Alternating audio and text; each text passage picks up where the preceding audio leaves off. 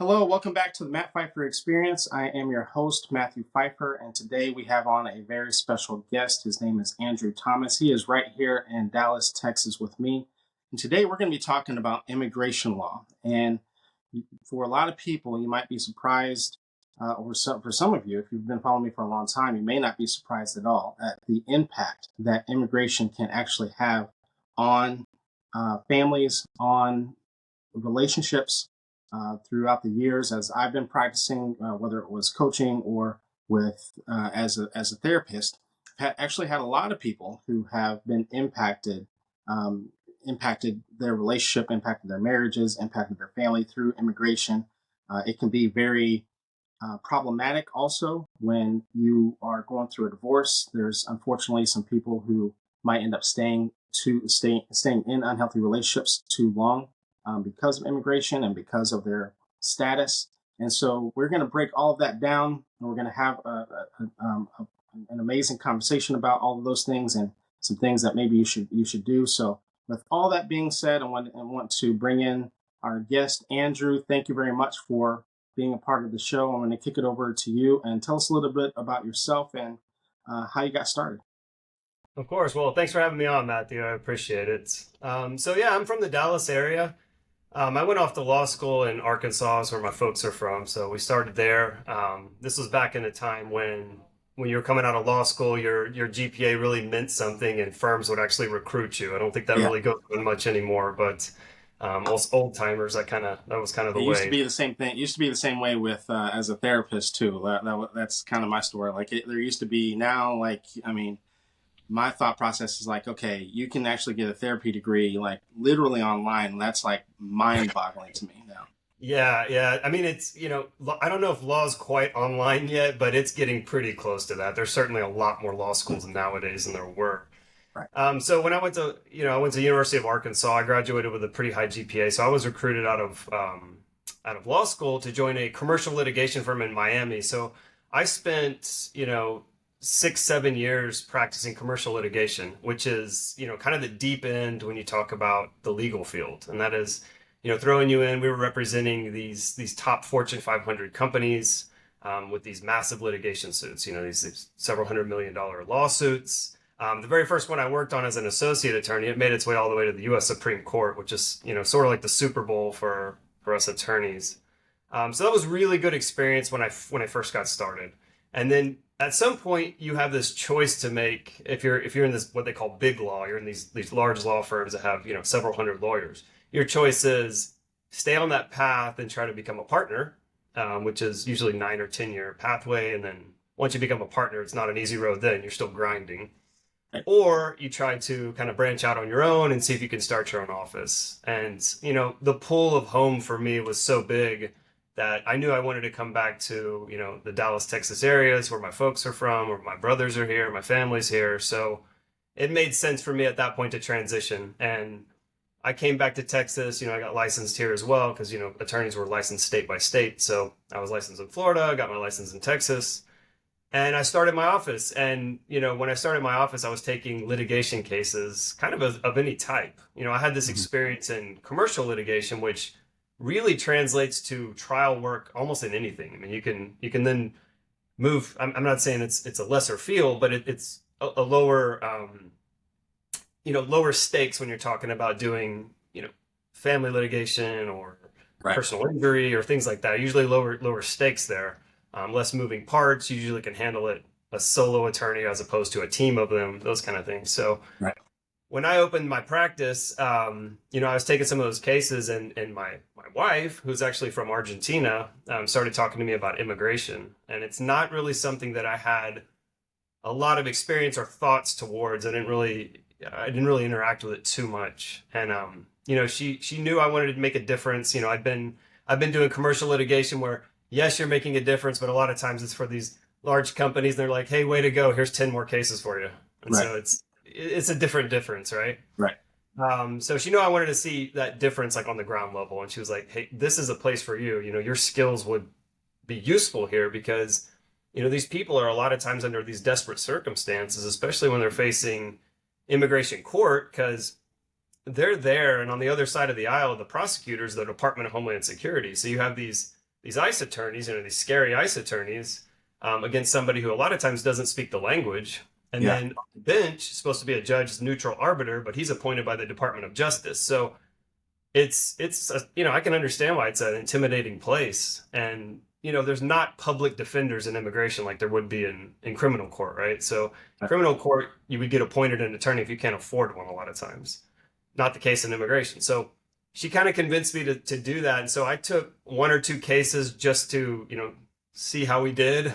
And really, when I went in there, I did see how the lack of really a lack of attorneys, but even lack of really great attorneys that are practicing in that field is something desperately needed. And that's how I built the business. Honestly, it wasn't. I mean, yes, we advertise and we're out there, but that's not how I built the immigration section at all. It was going into court, making a difference, and this was pre-pandemic, so the courtrooms were packed full of people. Not anymore. They're a lot of times one off at a time.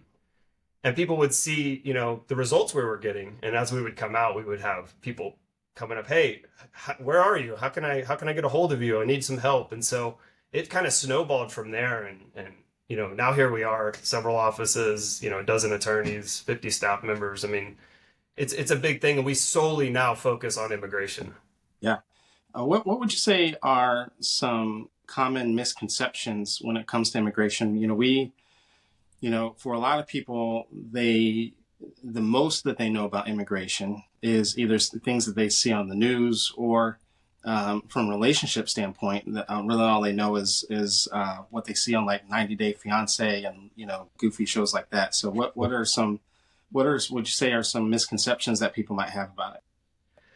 A lot of times when I'll read things online, I'll see, hey, if you just come through the southern border, they're just giving you all these things. Look at this. People are just coming in, you're getting these. That's not the reality. The reality is they're facing some pretty tall odds, because they come here. Yes, a lot of them will come in, and a lot of them are fleeing desperate circumstances. They're not given anything. They are given paperwork for a court date for a deportation, and they are being tracked. So a lot of times they're being tracked by an ankle monitor. A lot of times they're given, a cell phone, a tracking cell phone that if that ever goes offline, they will come get them. They'll track them. So they're not handed anything, and they have to put the work in. And there are deadlines that they have to meet. That if they do not meet these deadlines, it has very serious consequences on their ability to not only stay in the country but to be successful here. And so I think that's a big misconception. People think they come in and they're like, oh, hey, here you go. Here's your work permit. Here's your housing. Not the way it works. Yeah. What about people who obviously you and I are here in Texas, so we're very familiar with like the southern border. What about people who might come in from Canada or from other entry points? Are there other problems, or are those problems different, or are they similar? Are they the same? What might be unique with that type of entry? Yeah, I mean, it's a good question. It depends on their circumstances of entry. So obviously somebody coming in with a visa of some sort has a very different experience than somebody that's presenting themselves at a port of entry and saying, I'm going to be killed in my country if you don't let me in. I'm being threatened. I'm being tracked. I'm a witness against these cartels or whatever it is, and they want me dead. You got to let me in. That's very different than, say, someone coming in with a work visa or a student visa or a tourist visa or something like that they get into the country. Now, they still have to comply with immigration laws. Like their visa has certain stipulations. Like if you're here on a tourist visa, you're obviously not supposed to legally work because you're here for tourism. If you're on a student visa, you have to stay in school. So they have to comply with those things, but their circumstances are very different. Say if they end up getting married, they meet somebody, get married to a U.S. citizen, their procedure is going to look very different than somebody that came in without any inspection, they call it, without legal entry. Yeah. So let's say, so this happened enough that I would have an immigration lawyer, on a podcast.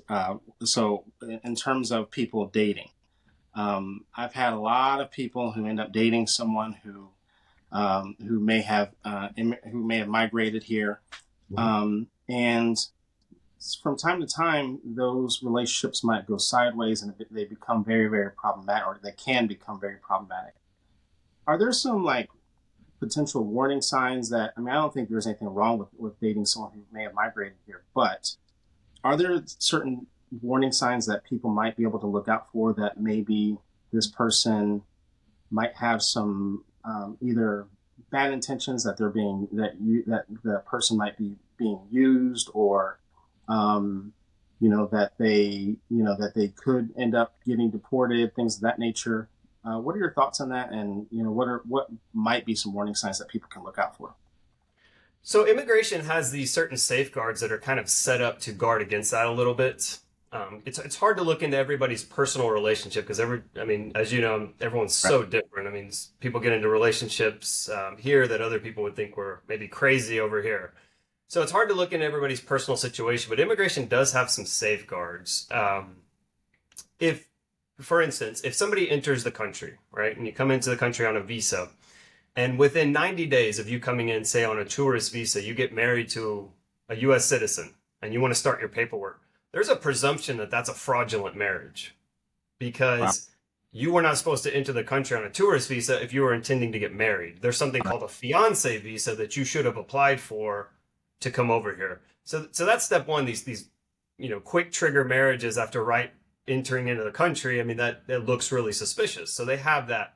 Secondly, if that's not the case and somebody does come here and maybe they're here for a long time, but then they meet somebody, they get married, and within 2 years they're filing for paperwork. So what they're going for is something called permanent residency in the United States.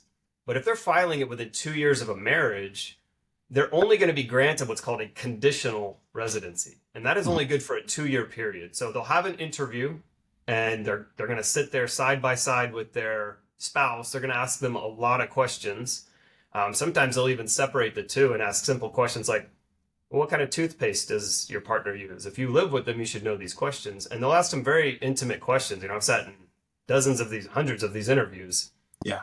And they'll really make sure that you know who your partner is. And if granted that it's good for 2 years, after 2 years, they're going to come back again and say, are you still married? Okay, so what's happened in those 2 years now? And they'll sit them for another interview. So they have these safeguards sort of set up to try to weed out some of the more fraudulent or things that just look suspicious. Yeah. What about when it comes to having children? I know that's something that's been in the news, and maybe there's some misconceptions there, but are there some safeguards there as well, or what's the truth behind having children? There's definitely misconceptions, I would say, on that one. You'll come across some terms like anchor babies and things like that, where maybe people come into the United States and the public information might be that someone comes in, has a baby. Well, they're safe here now, and now they're going to be taken care of. That's not the case, because if somebody comes into the country, without inspection, as we call it, so it doesn't come with a visa, they just come across the border, either caught or not. They come into the country and they have a child. Yes, their child's a U.S. citizen. But when the child turns 21, they are an eligible petitioner for their parents. But the problem here is the parents have unlawful presence in the United States. So they already have this immigration bar on their record that's going to prevent them from becoming a resident. So the only remedy to that is for them to either A, move outside the country and stay for 10 years and serve out the penalty, or B, have some kind of a qualifying relative that can help them file a waiver. Child can't help with that. They are not a qualifying relative. So that term anchor baby is not a legitimate term. That is it's thrown out there, it's sort of a derogatory term, but it's not in reality the truth. Yeah. And now kind of want to flip the roles, a little bit. Because one of the things that I also see that I've seen, I've heard, and I'm sure you've heard a lot of horror stories as well, is someone who might have migrated here and, with good intentions, they start dating, maybe they get married. And then the person that they're married to, who might be a U.S. citizen, is either abusive, controlling, toxic, and then kind of dangling that over their head. The fact that, that they're here, maybe they're here illegally, maybe they were here legally and then they allowed for paperwork to expire, things like that. And so then they're reluctant to go through a divorce, and they're trying to avoid court, things like that, and still giving that person ultimate control and allowing them for them to continue to be abusive. What should people do in those type of situations? Is there anything that they can do? Absolutely. So there's something called the Violence Against Women's Act, so VAWA, VAWA, and that's specifically for spouses of U.S. citizens or residents who have suffered abuse, and that can be physical abuse. Obviously, that's easier to see, right? You can see usually there's maybe a medical report, police reports, those things, but it's also a mental or psychological abuse can qualify for this. If you can show that, your partner has been abusive to you, you can apply for this VAWA. So not only does that help to, kind of parole you into the country. So if you had an illegal entry, that would fix that. But then you can self-petition for residency. You don't need the help of your partner. If you've been able to prove that you're the victim of this abuse, you've suffered these injuries, you've had hardship because of these things, you can move towards residency and ultimate citizenship based on that abuse. So they don't want people ultimately to be stuck in these bad situations and essentially, for lack of a better term, being blackmailed to stay in a relationship and have this held over their head. They don't want that. They want crimes reported. They do not want people's immigration status to be a deterrent for them to come report crimes. And, that goes out without the context of marriage as well, and something called a U visa. And that's for people that just suffer, the victim of a crime, not necessarily in a relationship, but even if they're boyfriend, girlfriend, fiance, and they're suffering this abuse, they can move towards a U visa because they want them reporting those crimes. They don't want them to be scared of immigration status because their goal is to get bad people off the street. Yeah. In what direction would they go in? Would they speak to an immigration attorney? Would they go to a divorce attorney? Could they go to either or? How does that work? So that would be an immigration issue, solely an immigration issue. Their marital status, if they're going towards a VAWA, their marital status is not that important. I mean, they either have to file it while they're married or within 2 years of a divorce. So they don't have to stay married I got to stay married to get this VAWA. No, they can file for divorce on the side over here. It doesn't matter as long as we're filing that immigration process within 2 years of their actual divorce decree being signed. Wow. Okay. Interesting. Yeah, that's that's definitely some good news for a lot of people who I'm sure are listening because going into this field, it was something I was a little surprised about that, people were, when you start getting into people's personal details on there's a lot of reasons why victims of abuse are reluctant to come forward, but that happens to be a large part of it, in a lot of situations. Yeah, it really is. It's sad to see, but the clientele that we have, a lot of times they are victimized. It's a victimized clientele. But these programs help quite a bit. And I think the big part of it is just getting the knowledge out there because so many of them will come to us and that's where they'll say, hey, this awful thing happened. And we're saying, oh my gosh, did you report this? No, I didn't report it because I was afraid they were going to pick me up. Yeah. Well, it's just a lack of public knowledge on these issues. So we do the best we can in getting the knowledge out, but it's just still lacking in the community for sure. Absolutely. Well, Andrew, it has been an absolute pleasure. You are a wealth of knowledge when it comes to immigration and obviously several other forms of law. And I'm sure that a lot of people have learned a lot. If you're listening to this, it doesn't matter if you're watching this on YouTube or listening to this on Spotify or Apple, make sure you guys go down to the comment section down below. Let us know things that you may have learned from Andrew. Let us know some things that you learned from this episode. And if you are in the Dallas area, if you're in Texas, if you're in Texas at all, or you have practices in other states as well, you said, right? Yeah, so we're a federal immigration law practice, so we help clients all over the United States now. Okay, so make sure you guys contact Andrew if you guys have questions, if you guys have concerns with your status, with the status of someone that you care about. He is a great resource, him and his firm. All of his information will be in the show notes down below. Andrew, if you could also just share with people where they can find you at, because I know we found you on Instagram and really enjoy your content. You have a lot of videos, and I'm not sure if you're on TikTok, but just share with people your handles and where people can find you at. Yeah, so we're on Facebook, Instagram, and TikTok. We're all at the same handle. It's at Attorney Andrew Thomas. You can find a little more information about our firm at our website, attlaw.com. There's all of our attorney profiles, and it's also a good resource for actual immigration stuff. We post a lot of things about the law that it's just a wealth of knowledge on there as well. Well, thank you very much. And again, for those of you who are listening, make sure you guys send Andrew a thank you. Make sure you guys give him some follows on Instagram, on TikTok, on all of his social media handles, on wherever it is that you take in content. With all that being said, thank you guys very much. Thank you, Andrew. And we will see you guys in the next episode. You guys have a great one. Thanks, Matthew.